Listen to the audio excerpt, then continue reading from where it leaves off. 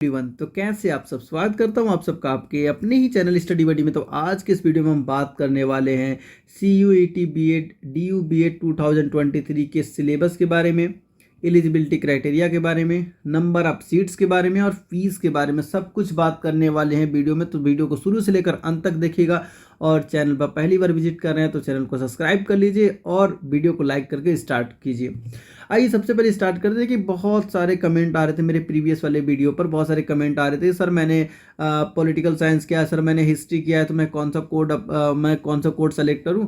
तो आपको अब दोबारा कमेंट करने की ज़रूरत नहीं पड़ेगी, क्योंकि मैंने इसमें क्रिस्टल क्लियर करके एकदम बता दिया है कि आपको कौन सा कोड, अगर आपने ये सब्जेक्ट किया है तो आपको ये कोड सेलेक्ट करना पड़ेगा।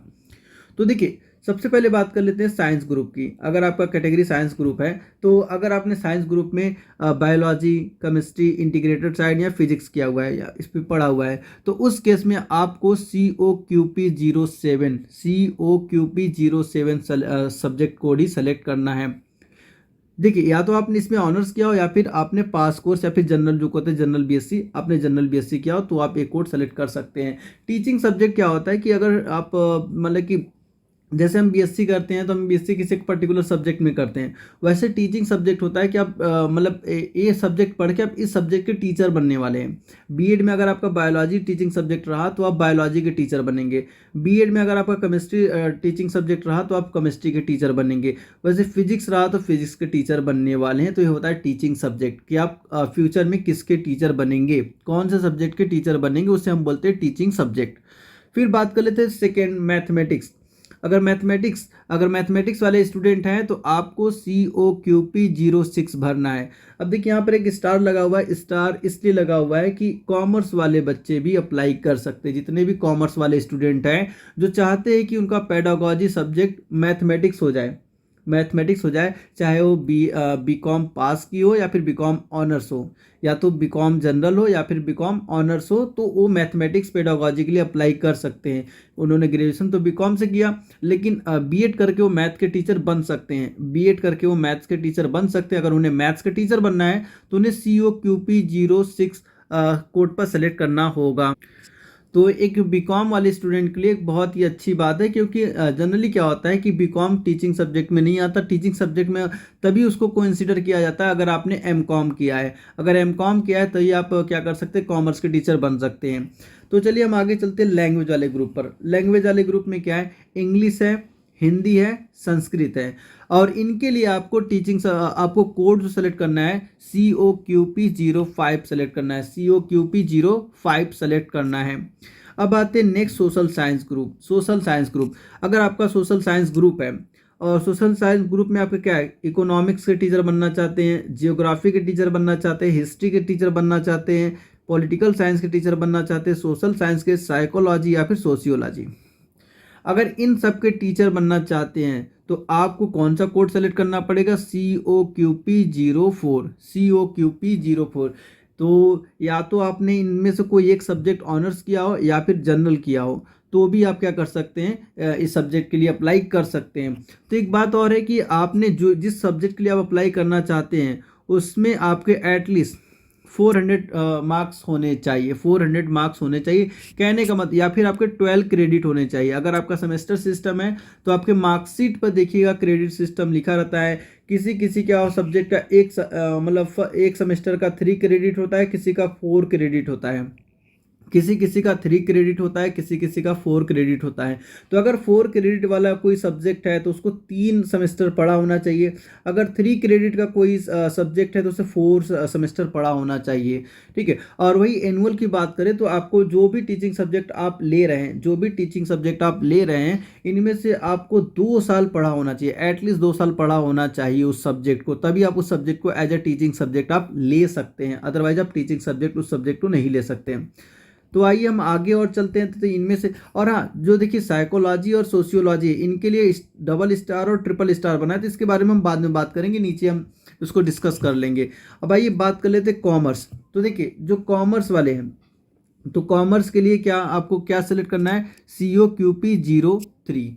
COQP03। तो COQP03 अगर आप कॉमर्स के लिए अप्लाई करना चाहते हैं, आप कॉमर्स के टीचर बनना चाहते हैं, तो उसके लिए ध्यान दीजिएगा कि BCom वाले से अप्लाई नहीं कर सकते।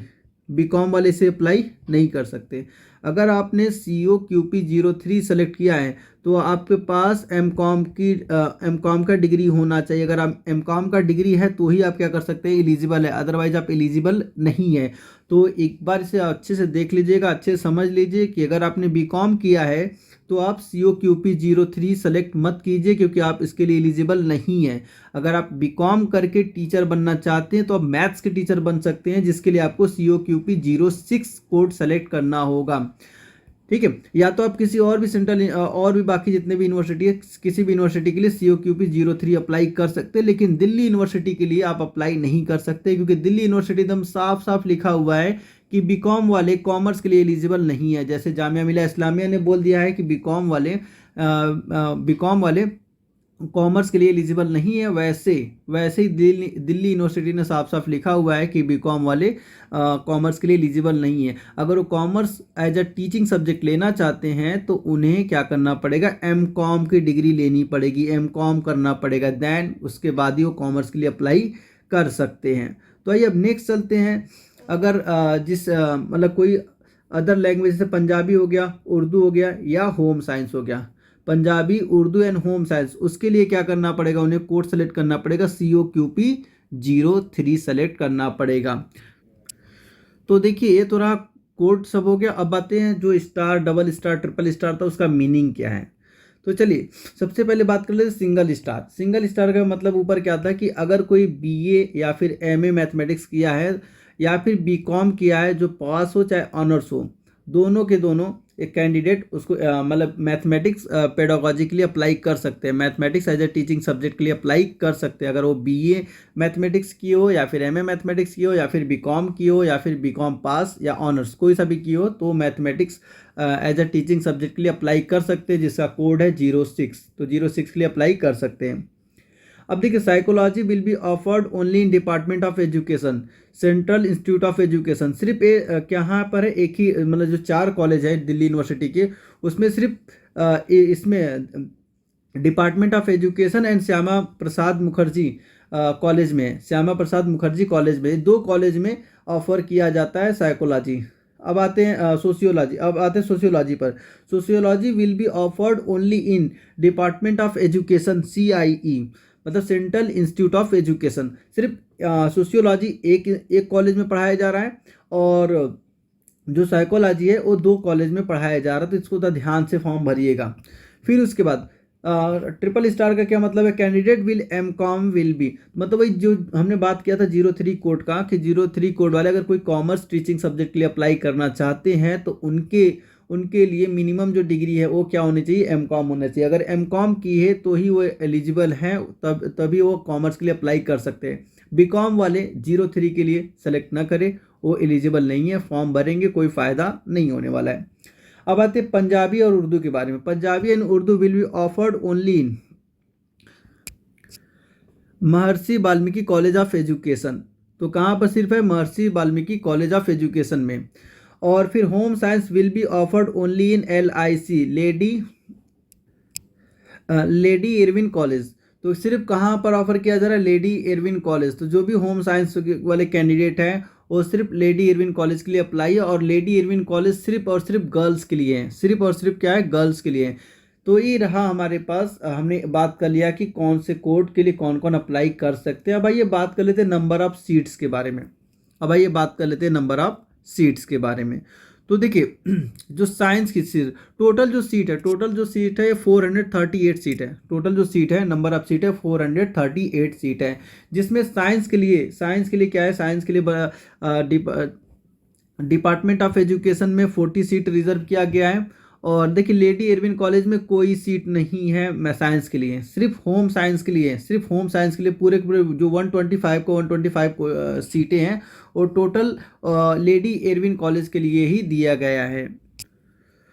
और जो 40 सीट है वो महर्षि वाल्मीकि कॉलेज ऑफ एजुकेशन में है। और फिर उसके बाद 20 सीट जो है वो श्यामा प्रसाद मुखर्जी कॉलेज के लिए। बाकी इसके और डिटेल में अगर बताना होगा तो बता दीजिएगा, एक वीडियो अलग से बना दिया जाएगा कि जनरल कैटेगरी के लिए कितनी है, OBC के लिए कितनी है, SC ST के लिए कितनी सीट है। आप लोग कमेंट करेंगे तो उसके लिए भी एक अलग से वीडियो ला देंगे। फिर बात कर लेते हैं लैंग्वेज, इसमें क्या है संस्कृत, हिंदी और इंग्लिश। इसमें जो है डिपार्टमेंट ऑफ एजुकेशन में 30 सीट रखा गया है, महर्षि वाल्मीकि कॉलेज में 30 सीट और 15 श्यामा प्रसाद मुखर्जी कॉलेज के लिए 15 सीट रखी गई है। फिर सोशल साइंस, जिसमें history, political science, geography, economics, social science आता है। तो इनके लिए 40 सीट है डिपार्टमेंट ऑफ एजुकेशन में, महर्षि वाल्मीकि कॉलेज ऑफ एजुकेशन में 40 सीट है और 20 सीट जो है श्यामा प्रसाद मुखर्जी कॉलेज के लिए है। फिर other subject like commerce, psychology और सोशियोलॉजी, तो देखिए इसमें क्या डिपार्टमेंट ऑफ एजुकेशन में 15 सीट है, महर्षि वाल्मीकि कॉलेज में 8 सीट है और श्यामा प्रसाद मुखर्जी में 8 है।